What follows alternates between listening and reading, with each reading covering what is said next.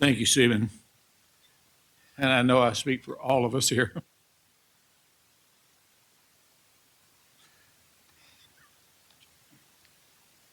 We love you. Because of you, we love the Lord more. It's been such a pleasure to get to know this man, to serve with him, to serve beside him, to serve because of him. We did meet in a parking lot. We both had reason to be at a conference up in Tennessee. And I was publishing a magazine in those days, and found that it's easier to publish a magazine than it is to get people to subscribe to that which you have published. And so your work is not over when you have a magazine to show people. But we ended up talking way into the night. And if you've had any personal conversations one-on-one with Stephen Lee, you know how easy that is to find yourself in the wee hours of the morning with a man whose heart exemplifies what I think all of us wish that our hearts would exemplify. So thank you for that evening. That was quite a blessing. And we've had a few since then. Yes.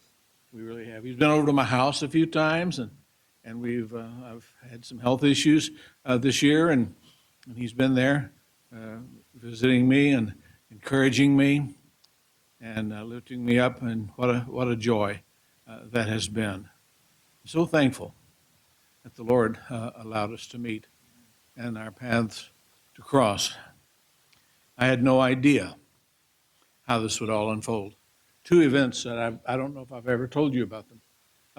I served in the U.S. Air Force for a number of years, working on fighter jets, and I was in the hangar of my unit, and we were working, and I saw the sergeant come up with a manila envelope, and I thought, oh no, somebody's about to get a happy letter.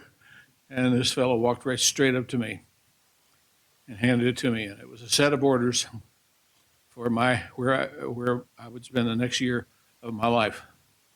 And I just thought, oh, where's this going to be? I was not yet a Christian, but the Lord knew where I needed to be and who I needed to meet. And so when things calmed down a little bit, I got off to myself and I opened that envelope up and found out that I was going to spend the next year of my life in the beautiful country of Korea. And so there I went. And while I was in Korea, I met people, not the character of this man, not the faith of this man, but there's something about the Korean people that is such a rebuke to the selfishness of almost every American. And servants, loving, kind-hearted people. And God used that year I spent in Korea to show me some things about what it means to be a servant. And you know, there are people who are servants that don't necessarily know what it means to be a servant of the Lord.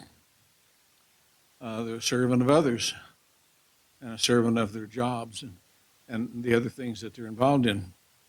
And it was a life-changing experience for me. And I had the pleasure this evening of sitting at the table with your daughter. And I asked her if she could speak Korean. Nope. And she said no, so I taught her the following sentence. 저는 지금 말을 배우고 있습니다. Very good. I'm learning to speak Korean, is what that said. But so I don't think I've ever told you that story, but there it is. And then the Lord gave us an opportunity to develop a friendship, and that was due totally to His listening to the Holy Spirit. And I don't know what had kept me at home at that particular time. Maybe some injury or something, but He came to visit me, And that, I think, is something that needs to be said. I think it's been said, but I want to say it too. That the key to all of this is the life that God has given this man as he has submitted himself to the Lord and followed the Lord and obeyed him and honestly represented him. For Stephen is not only proclaiming a message, he is living a life that all of us need to watch and emulate, learn from, and talk about. And we thank you for that, my brother, Thank you so much. very much. So thank you for the opportunity just to say thank you. Thank you. Thank you. And thank all of you for the fact that we all have this in common of being radio evangelists. And how happy that has been. Look forward to what the future might hold. It was some years later, we were at a conference in Tennessee, and meeting was over.